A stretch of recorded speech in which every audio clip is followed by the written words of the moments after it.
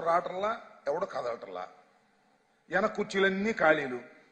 ముందు పాపం ఏదో ఉపన్యాసం చెప్పేటటువంటి కార్యక్రమం చేసి కంటి తొడుపు చర్యలుగా బహిరంగ సభలు నిర్వహిస్తున్నారు. అది పాపం నారావారి కదలిరా పరిస్థితి. ఇంకోటి వాళ్ళ అబ్బాయి మాజీ మంత్రి లోకేష్ గారు, సరే ఆయనకి రకరకాల పేర్లు ఉన్నాయనుకో, అవన్నీ ఇప్పుడు అనవసరం, శంఖారామం అన్నాడు. అది శంఖారామం మరి నాకు తెలియదు, కానీ శంఖారామం అని మాత్రం వార్తల్లో చెబుతున్నారు. ఆయన మాత్రం చెప్పలేడు. ఆ శంఖం ఊదలేకపోతున్నాడు. ఇంకా రామం ఎక్కడొస్తుంది? ఆ శంఖాన్నే ఊదలేనటువంటి దశలో శంఖారామం మొదలెట్టే కార్యక్రమం చేస్తున్నాడు ఆయన. శంఖారామం అది. ఇక సిద్ధం గురించి నేను చెప్పవలసినటువంటి అవసరం లేదు. ఇప్పుడు 3 ప్రాంతాల్లో సిద్ధం అనే బహిరంగ సభలను మా పార్టీ అధ్యక్షుడు జగన్మోహన్ రెడ్డి గారు నిర్వహించారు,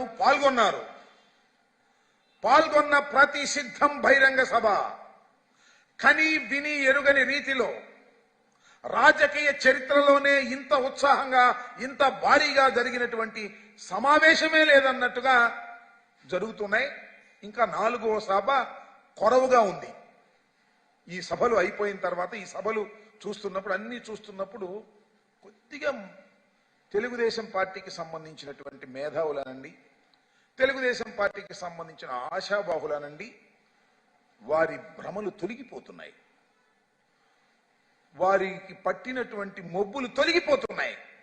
అరే రే మనం ఏదో అనుకున్నామే, చంద్రబాబు నాయుడు గారు ఈసారి ఏదో చేసేస్తాడని, చూడగల లేదే అనేటువంటి భావన కలుగుతా ఉంది. ముందుంది ఇంకా ముసర్ల పండుగని మనవి చేస్తున్నా. సవాళ్ళు విసిరితే బాగుంటుందా చంద్రబాబు నాయుడు గారు? నాకు అర్థం కాలేదు. ఏనికంటావు? చర్చకి రావాలా? సిగ్గుంది అసలు నీకు? ప్రజాస్వామ్య వ్యవస్థలో సిగ్గున్నటువంటి రాజకీయ నాయకుడివేనా నువ్వు అని అడుగుతా ఉన్నా. ఎందుకంటే ఏంటంటే రాంబాబు గారు ఎలా అడుగుతున్నారు అంటారేమో. ఏది చర్చించవలసినటువంటి వేదిక ఎక్కడ? చర్చించవలసినటువంటి ఏ వేదిక? ఆంధ్ర రాష్ట్రంలో ప్రజాస్వామ్యబద్ధంగా శాసనసభ. ఆ శాసనసభలో చర్చించవయ్యా బాబు, ప్రధాన ప్రతిపక్ష నాయకుడివి, చర్చించు అంటే నేను చర్చించను, నా వల్ల కాదు, ఇక్కడ నేను అసలు శాసనసభకి రానని పారిపోయినటువంటి దద్దమ్మవు నువ్వు.